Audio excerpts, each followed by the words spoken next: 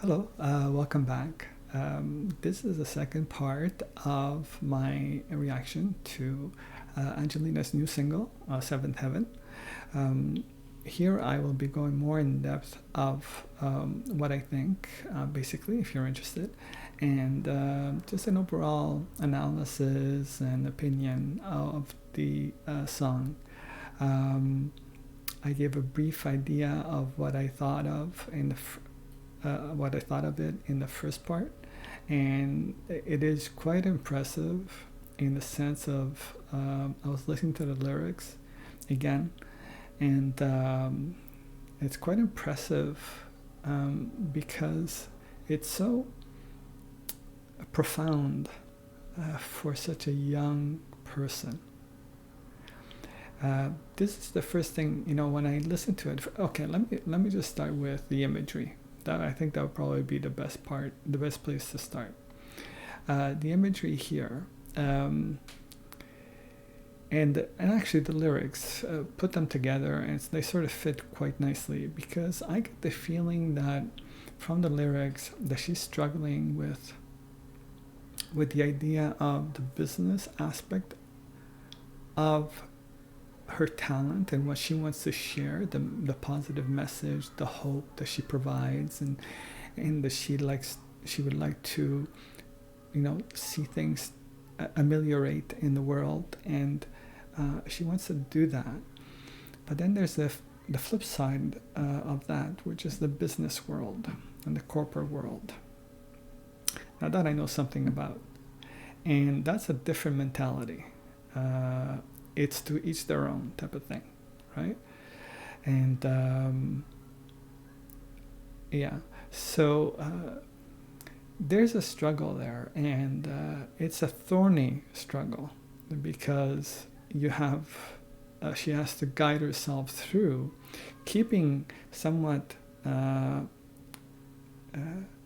motivated in a positive sense to do some good, and at the same time have the idea of the money behind it all,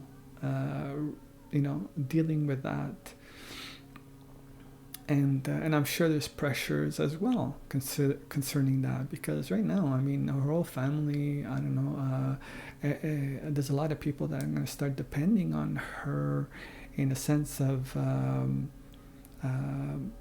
with the contract and so on, what she will be able to produce, and I think that's part of the weight I think she's referring to, that she's feeling on her shoulders. That's why I keep referring to the aspect of us, just people that are fans, to sort of like make sure that we don't want to apply too much pressure on her, and the fan, like I said, being a fan is fine, but being fanatical, that's a different matter. That's something more attractive to corporations than it is for individual artists, I would think, because fanatics will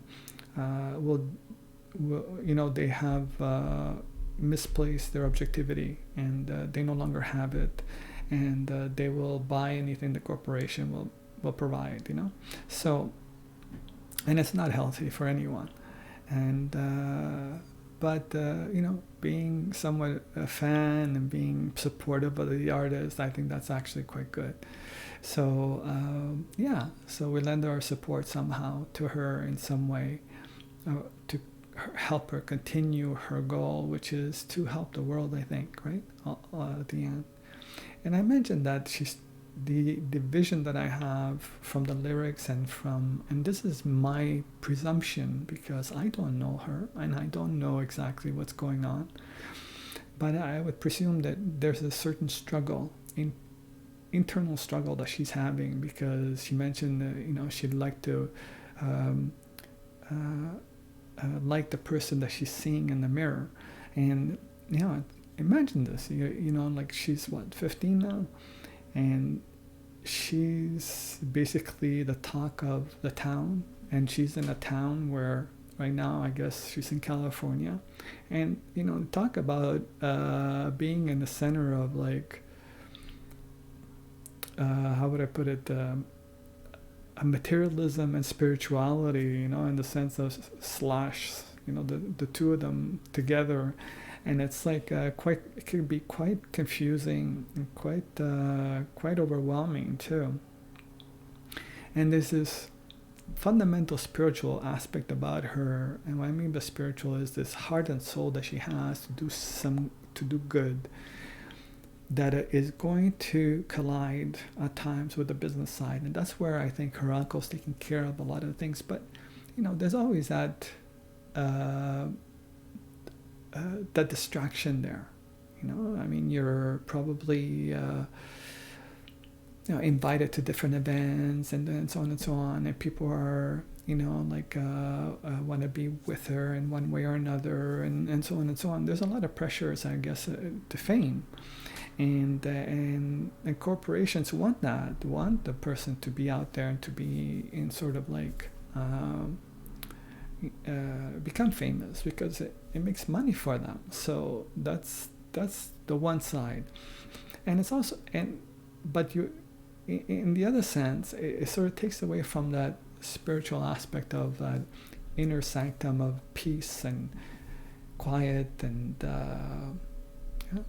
something that I think Aurora, being somewhat older, is able to, from what I can see, is able to handle, and doing a pretty good job at it.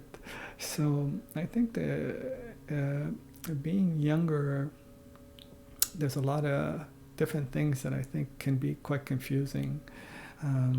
So that's the impression that I have anyway, and maybe that's what these cactus spikes, that's what they look like, thorns that she's guiding herself through somehow, and that she's trying to make it through without being, without encountering these thorns, right, or these spikes. So guiding through and so on, and that's the impression I have, because the lyrics are somewhat,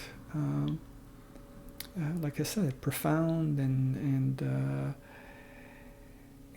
they speak of her. I think the weight that she has on her shoulders. They speak of how she sees herself, with probably this new found fame and so on, and fortune that's coming along with it. And then to maintain your like I said, your objective of doing good in the world and so on, you could easily get lost in it. Now, I've a couple of weeks ago, I actually did a video concerning this whole aspect of the pressures that these young artists have concerning providing hope, because that's what they're doing, right? They're providing hope for a lot of people that are listening, and so on. They're shedding their light towards us and so on. And I did a video, but I didn't upload it. I didn't publish it yet, because I wasn't sure how it would be accepted or not. But maybe at this point I should do that. And it's a video. It's actually sort of a commentary on the lyrics of the John Lennon song "Imagine." And maybe what I could do is I could upload it or publish it right after I publish this. So this reaction or this review or whatever commentary, and or analysis. So and that. So anyway, you'll see what I mean when if you were interested in watching that video. Now, videos that are not let's say that are outside the three main artists that I'm reviewing, Angelina, Aurora, and Dimash. I'm not sure how they will do. I mean, I have one, Alanis Morissette, that didn't do very well in the sense of views. So there's specific interests out there for specific artists. That's what I'm realizing, and and I guess I don't have enough of a large audience to have the reactions sort of diversified somewhat. But at the same time, my plate feels full because with Angelina, Aurora, and Dimash, and I have done other reactions to Dimash that I have yet not uploaded, but I will at some point. And the same with Aurora and so on. And they sort of fill the plate of the music world for me right now because if you think about it, they're so different. They cover the scope of the whole basic music. You know, the musical abilities of a singer type of thing, right? So that's my my thoughts on that in general. So look out for that video, and maybe you'll see what I mean then. I think there's some noise in the background here right now, so hopefully that will dissipate. So anyway, she wants to love the person looking back at her. You know, even that. You know, this is this internal struggle that I'm referring to, and I'm really curious about what's going on in her mind. You know, hopefully she's okay and so on. And this is just part of her expression and so on. But anyway, and she mentioned something about, you know, the weight of the weight of heaven on her shoulders. And again, seventh heaven, and which is the weight of the bliss, or the weight of, you know, blissful content, or is it the weight of the spiritual aspect of her, what's within her, you know, is weighing on her because you know, I don't know exactly what it is. I could just assume different things, but I can't really project so much of that. You know, go too far into that because I may be completely wrong with all of this, what I'm referring to, because only she really knows what she's referring to. Yeah, so I think it has a lot to do with her not being, maybe being able to go out and do her concerts around the world like she wanted to. Maybe that's part of it too. She doesn't, she needs to express that, and bottling it up is not making her feel maybe that great. I don't know. But like I said, it could also be that spiritual aspect of things, where she feels like this, you know, the good that she wants to do is being threatened by the thorns that are surrounding her, you know, with this corporate system that we've created. I mean, it falls heavy, you know. I mean, you know, it sort of breaks my heart in a sense, you know, at times when I hear these things from such a young person. But I know she's so mature in a sense of intellectually. She's so smart. She's so, you know, so advanced. But she's still, like I said, a young person. So is Aurora, and very young, and even Dimash. You know, they're all young people trying to manage and to try and, like I said, provide, do some good. You know, and people see hope in them, and that's cool.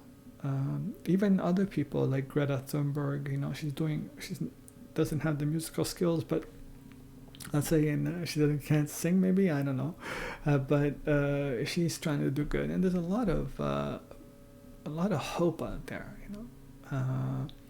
But this is the problem that I have always tried to figure out for quite a long time. But why is it that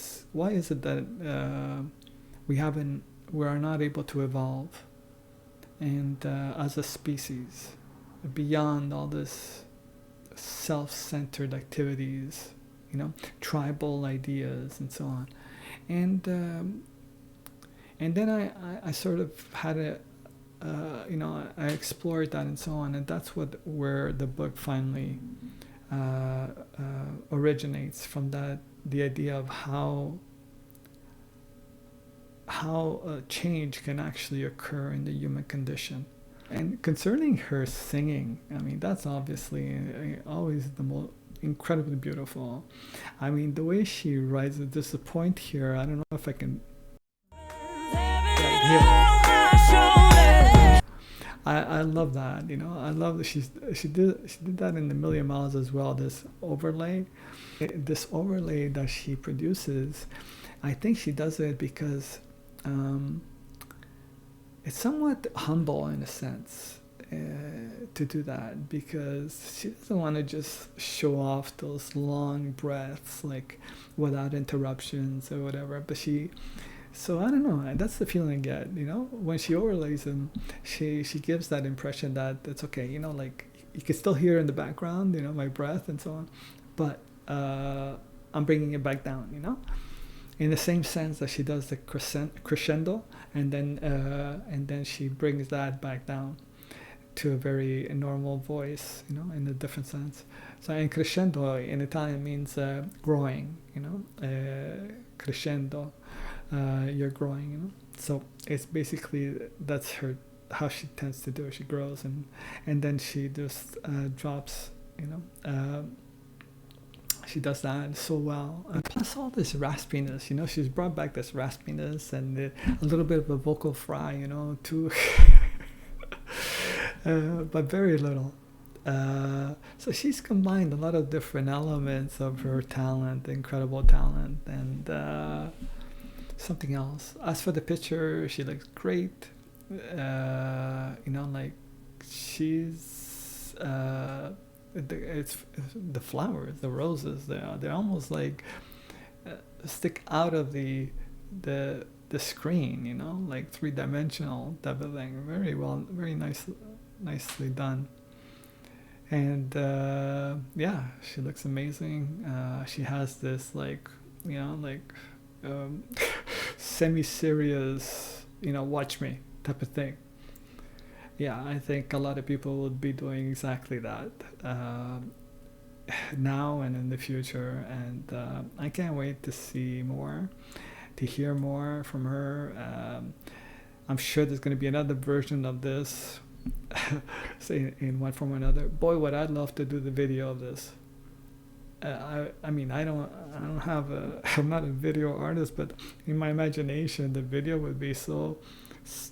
I have this vision of this speakeasy, you know. That's where I picture her. For those who are not familiar with speakeasy, it's like this underground, like jazzy place or something, you know. Let's say, at least that's what I'm picturing. From the 1950s, maybe 60s. You know, where it's a little dark, you know, and the women are, I don't know, wearing leotards or something, you know, black leotards. It's very like a beatnik type of style, I think it was called. I'm not even sure. I don't remember what it was called, but anyway, yeah, and I can picture, you know, just snapping her fingers, you know, like and just moving around, just like all in black. With or whatever, you know, and yeah, just moving around the stage with that beat. What a beautiful beat, right?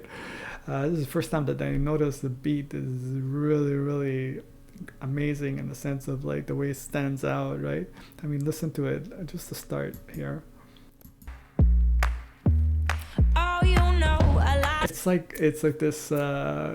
Yeah, you know, like snapping your fingers, right? That type of what were they called, those? Yeah, those 1960s. They used to, at least that's what in my mind, that's what I remember. You know, those you know, they dance, you know, right? With like snapping their fingers. I can't remember what they're called, but that's how I imagined it. Sort of like that, you know, sort of like this. Underground beatnik style, you know, smoky, dark, somewhat dark coffee place, coffee and whatever, and yeah, with the people with barrettes and that old, very old style of thing, right? Really, the cool crowd, cool when cool came out, right? Type of thing, and yeah, and then there would be the singer with the mic, very similar to Million Miles in a sense, but but she'd have the mic in her hand, and she'd just like move around and maybe in a leotard, 6'2", my goodness, But anyway, it would be easy to do a video that would fit her so well, or something completely different, very colorful. But I don't think so, because that's not her style. And this song itself is somewhat of that profound,